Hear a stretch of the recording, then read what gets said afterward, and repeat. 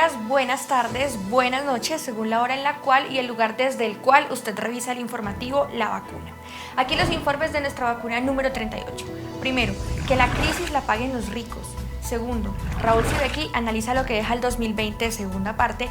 Y tercero, la misión de observación electoral confirma el creciente genocidio.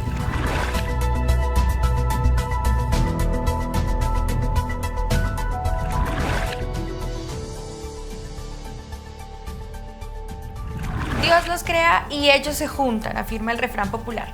Así que el último día de noviembre, sin vergüenza alguna, varios exministros de Economía y exfuncionarios del Banco de la República, acompañados de algunas otras personalidades, dieron a conocer una carta dirigida al Gobierno Nacional con su propuesta ante la crisis económica y el alto desempleo que registra el país.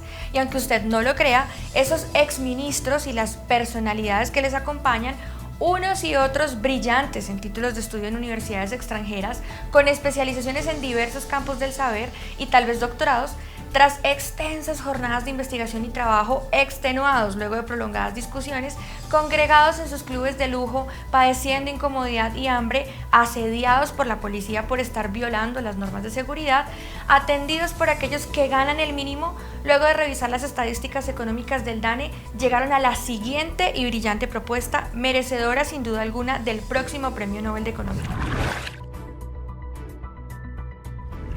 Que las empresas, aplicable para quien haya sido contratado desde el pasado mes de septiembre y los meses que le siguen y los que aún tengamos que vivir bajo la declarada pandemia, paguen el 80% del salario mínimo y así poder crear empleos nuevos mientras dura la crisis.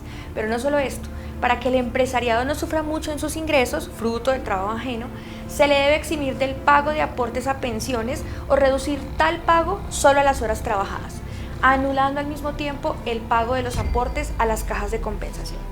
En caso de despido de algún trabajador o trabajadora, indemnizarla contando solo 2 días por mes. Entre algunos de los firmantes de la propuesta figuran personajes como Mauricio Santamaría, exministro de Protección Social durante el gobierno de Santos, Rudolf Homs, exministro de Hacienda durante el gobierno de César Gaviria, María Mercedes Cuellar, exministra de Desarrollo Económico durante el gobierno de César Gaviria y parte de la Junta Directiva del Banco de la República a lo largo de varios años, Jorge Humberto Botero, exministro de Comercio, Industria y Turismo durante el segundo gobierno de Álvaro Uribe y expresidente de la Asociación de Banqueros de Colombia, Hernando José Gómez, exdirector del Departamento Nacional de Planeación y jefe del equipo que negoció el Tratado de Libre Comercio con los Estados Unidos, Luis Fernando Alarcón, exministro de Hacienda durante el gobierno de Virgilio Barco, además de expresidente de empresas como ISA y la otrora Flota Mercante Gran Colombiana, y Mónica Aparicio, exsubgerente de Operaciones Internacionales y Monetarias del Banco de la República. Ahora queda claro por qué se juntan. Todos ellos y ellas han sido parte activa de la implementación del modelo neoliberal en nuestro país, en cuya aplicación y desarrollo a rajatabla quebraron la estabilidad laboral, extendieron el día hasta las 10 de la noche, ahorrándole al patrón varias horas por trabajo nocturno, privatizaron la seguridad social, hicieron de la salud pública un negocio, abrieron el mercado nacional a las multinacionales de diversidad de naciones hasta sumir al país en un inmenso déficit comercial, además de llevarlo a perder su seguridad alimentaria, por solo traer a cuenta alguna de las medidas implementadas con su asesoría, estímulo y firma. Como parte de su actividad profesional han integrado o asesorado las juntas directivas de empresas privadas, es decir, son arte y parte de un modelo económico de su usufructo y no pueden tomar distancia de la clase a la cual pertenecen, los ricos y ricas de este país, el 1% que concentra en sus bolsillos el fruto del trabajo de miles de obreros, trabajadores y trabajadoras profesionales, trabajadoras domésticas, entre otras. De ahí que no sea extraño que retomen en su propuesta viejos sueños también liderados y defendidos por ellos y ellas o por otros funcionarios de igual condición social. Flexibilizar el mundo laboral, quebrar los derechos de quienes viven de su fuerza de trabajo y reducir el salario mínimo, es decir, llevar a millones al límite de su existencia. Como es conocido, contrario a este tipo de propuestas, otros sectores de nuestra sociedad llamaron al gobierno a que apruebe una renta básica transitoria para que 30 millones de connacionales o 9 millones de familias reciban unos ingresos que les permitan pasar la actual crisis sin ahogarse en la miseria, propuesta que no mereció el apoyo del actual gobierno. Afanado como está por reunir todo el dinero que pueda para cumplir con los pagos que se avecinan con diversidad de instituciones y como parte de la deuda externa, el gobierno no aprobó esta propuesta de renta básica. La propuesta de estos exfuncionarios y exfuncionarias, que seguramente no pasará por no existir el ambiente político propicio para ello, sí anuncia lo que vendrá en próximos meses: una inmensa contrarreforma laboral para arrasar con los pocos derechos que aún gozan aquellas personas que cuentan con contrato a término fijo en su relación laboral. Bueno, pues estamos avisadas.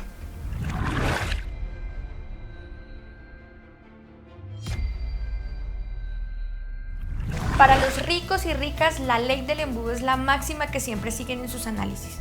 A pesar de sus doctorados, la ideología y el bolsillo se imponen ante cualquier realidad, lo que deja claro que para ellos no existe el país, sino los negocios. Es una dinámica que no solo existe y persiste en Colombia, sino que es común a todos los países de la región, lección aprendida desde hace décadas, pero refrendada por el 2020, un año que deja múltiples lecciones para los movimientos sociales. Veamos lo que indica sobre este particular Raúl Sibeki en su segunda síntesis sobre las lecciones del 2020. Buenos días, buenas tardes, buenas noches, según la geografía de cada quien. En la ocasión anterior hicimos una mirada más geopolítica, más global, más de las relaciones interestatales, incluyendo las novedades como el acceso de Biden al gobierno de Estados Unidos, el Partido Demócrata, y pensar si habría o no algunos cambios. Ahora tocaría echar una mirada atrás de lo que fue este año desde el punto de vista del conflicto social y de los movimientos sociales. Hubo dos periodos: el principio de la pandemia y a partir del mes de agosto aproximadamente, en donde hay un segundo periodo. En los primeros momentos de la pandemia, y lo escribimos en un libro que tienen por ahí que se llama Tiempos del Colapso, los movimientos se preocuparon mucho por defenderse de la pandemia, por cerrarse hacia adentro y por protegerse de una situación que no es buena, con gobiernos militarizados, con actitud extraordinaria de la policía, presencia policial, con incertidumbres, fortaleciendo sus sistemas defensivos tanto a nivel de guardias cimarronas indígenas en cada parte del mundo, no armadas o armadas, depende. La policía comunitaria de Guerrero, por ejemplo, en México lo hace a través de armas, porque es policía comunitaria, se definen así, y en cada lugar como los movimientos han podido hacerlo. Cerrar sus territorios, muchos pueblos campesinos o pequeños pueblos de Argentina han hecho como barricadas por orden de los alcaldes de los municipios, cerrando con tierra o con piedras el acceso de gente de fuera. En general una actitud de mirar hacia adentro. ¿Con qué objetivo? Eso que he dicho, de protegerse, pero además de multiplicar en muchos casos los movimientos, los cultivos, la soberanía alimentaria, la autonomía alimentaria, para evitar fragilidades que son inevitables para un movimiento de los sectores populares en periodos como este. Las periferias urbanas han hecho otro tanto, han buscado interiormente una fuerza ante el creciente abandono de los estados, de los gobiernos, de cualquier tipo de protección. A partir de cierto momento eso se estabilizó, los sectores populares consiguieron más o menos no resolver, pero sí ver cómo sobrevivir en una situación tan adversa, encontrar caminos para seguir comiendo, para seguir alimentándose, para que sus hijos pudieran tener alguna actividad escolar allí donde era posible, y en cierto momento comienzan a salir hacia afuera. Y aquí tenemos, como siempre, los pueblos originarios en una situación destacada, de tomar la ofensiva, de revertir situaciones tan difíciles, porque aparte de la pandemia hay una intensificación del modelo extractivo, de los grandes emprendimientos. Entonces, el pueblo mapuche en Chile, con una serie de huelgas de hambre, defendiendo la libertad de sus presos políticos, consiguió algunas pequeñas victorias que fueron importantes y que mostraron un activismo importante de los mapuches, ya no a la defensiva, sino tomando la iniciativa, ocupando municipios, ocupando ayuntamientos, afrontando la represión y con huelgas de hambre de semanas, digo, no una pequeña huelga de hambre. más de 100 días estuvieron algunos presos mapuche.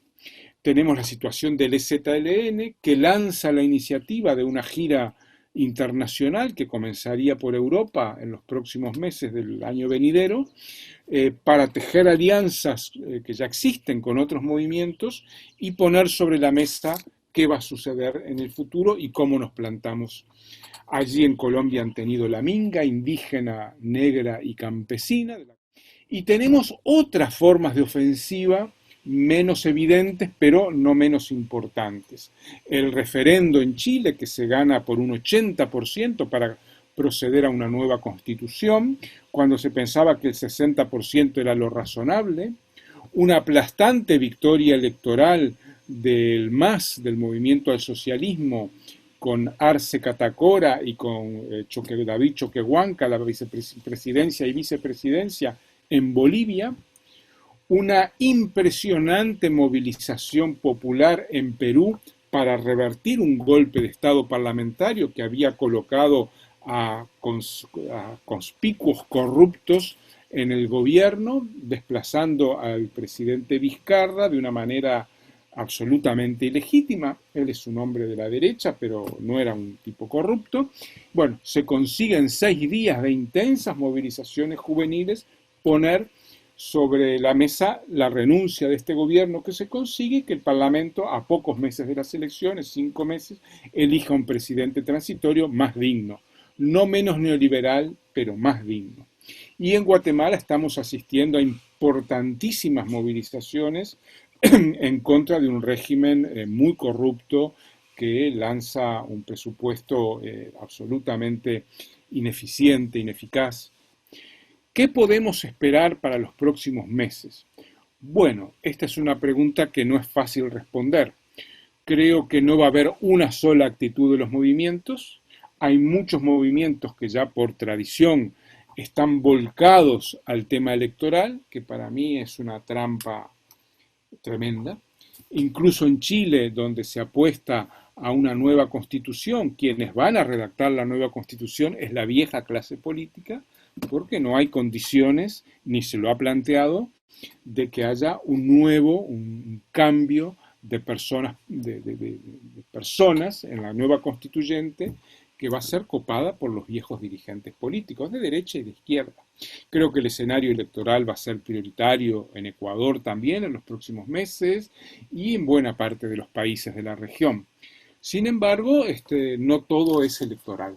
Y por suerte hay unos cuantos movimientos que, más allá de que puedan apoyar un candidato en las elecciones, están pensando en el más allá. ¿Son pocos, sin lugar a dudas. Hoy el escenario apunta hacia un creciente pragmatismo, nos guste o no nos guste, y las personas, los movimientos, los colectivos que piensan en un más allá, no en el más allá del cielo, sino en lo no electoral, en lo no institucional, siguen siendo una minoría, pero no son marginales. Y quiero destacar lo que está pasando en Francia, donde hay una masiva y maciza movilización popular, juvenil sobre todo, en contra de lo que se avecina y de lo que va a ser la forma como vamos a salir de la pandemia.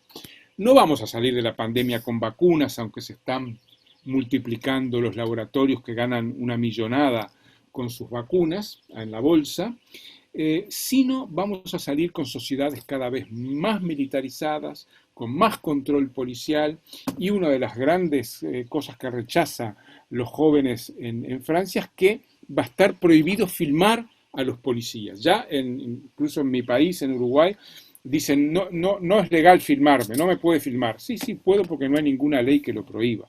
¿Por qué es importante filmar? Porque si no hubiera habido una filmación sobre el asesinato del abogado Ordóñez en Bogotá y el levantamiento que hubo juvenil en contra de eso con comisarías quemadas, es parte de esta contraofensiva que no tiene más expresión que esa de corto plazo.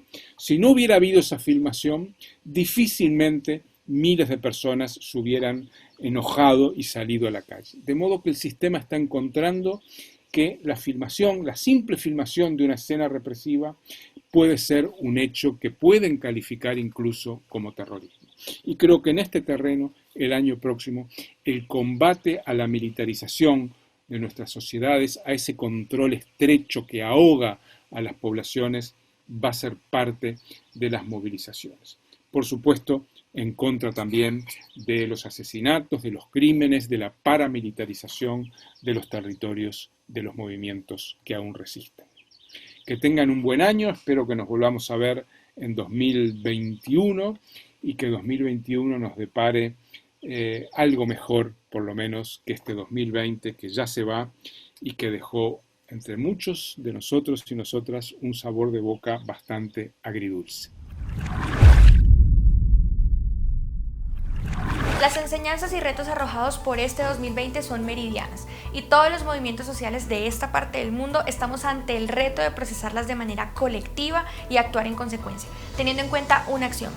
Si vivimos una crisis sistémica, la misma también afecta y obliga a un replanteamiento de las formas de actuar hasta ahora desplegadas. No puede ser que todo cambie y la política quede exenta de crisis y transformación. Se trata de un cambio que, en particular para Colombia, llama a que analicemos el genocidio en marcha, como clara señal de una nueva fase de la guerra que está copando al país.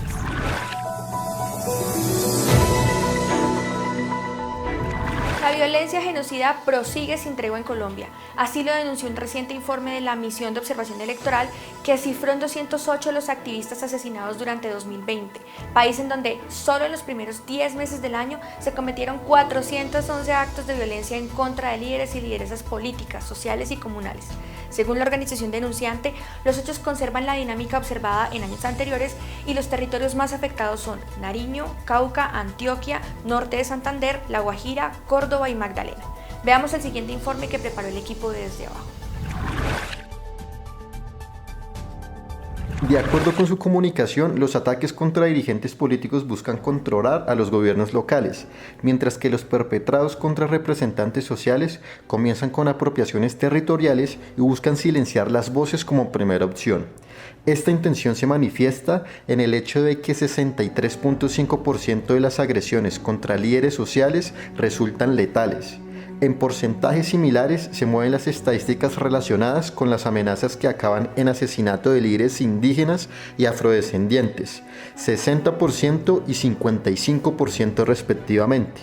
En cuanto a los líderes políticos, los 140 casos violentos cometidos contra ellos implicaron en 61% a funcionarios elegidos en el año 2019.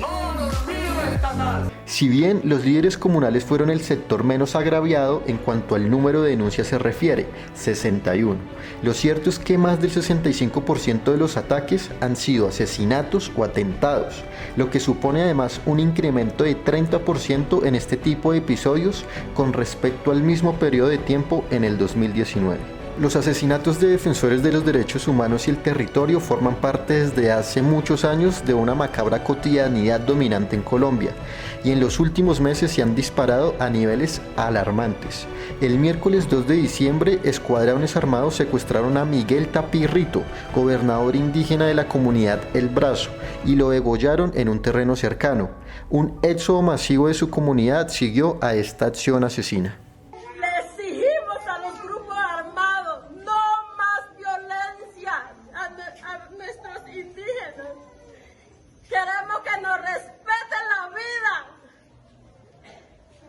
Por su parte, el Instituto de Investigaciones para el Desarrollo y la Paz, INDEPAZ, sostiene que no se trata de un caso aislado, sino que representa un modus operandi que se repite cada semana en distintos puntos del país. Un día después, sicarios a bordo de una motocicleta asesinaron a tiros a Javier Francisco Parra Cubillos, coordinador regional de la Corporación para el Desarrollo Sostenible del Área de Manejo Especial de la Macarena en el departamento del Meta. El sábado 5, una nueva masacre en Santander de Quilichao acabó con la vida de 4 indígenas. Donde desgraciadamente perdieron la vida 4 personas comuneros indígenas del resguardo de Munchique Los Tigres en la finca Gualanday, así como una más quedó herida. En conjunto, las agresiones contra activistas reflejan la persistencia de un Estado conformado por y para las oligarquías, cuyos integrantes tienen nexos orgánicos con los latifundistas que históricamente han despojado de sus territorios a indígenas, afrodescendientes y pequeños campesinos en general, hasta hacer de nuestro país la tercera nación con mayor concentración de la tierra en América Latina, con 96% de las tierras productivas en manos de grandes propietarios. La tolerancia rayana a la complicidad del gobierno de Duque con los grupos paramilitares ha llevado que hasta principios del pasado noviembre hayan sido asesinados 236 exintegrantes desmovilizados de las FARC, lo cual no solo es atroz en sí mismo, sino que disuade a los grupos guerrilleros restantes de transitar el camino hacia la paz. Un tercer vector de los atropellos se halla en los poderosos intereses extractivistas, especialmente en los del sector minero. Como advirtieron voces ambientalistas desde antes de la firma del acuerdo de paz, en ausencia de una voluntad política real para cumplir con los compromisos signados por el Estado, el vacío que dejó la desmovilización de las FARC no fue colmado con un resurgimiento comunitario y el regreso de los desplazados a sus territorios, sino con la renovada voracidad de las compañías que lucran con la destrucción de los territorios y el medio ambiente.